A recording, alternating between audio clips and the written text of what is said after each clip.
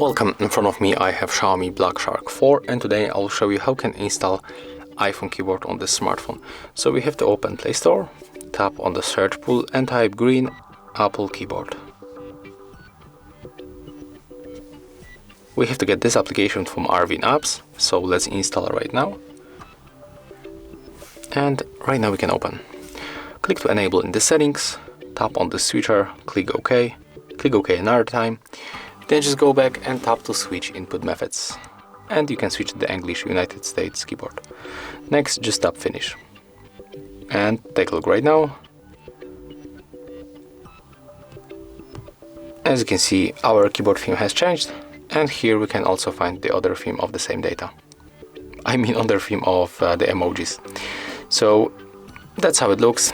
If you find this video helpful, remember to leave a like, comment and subscribe.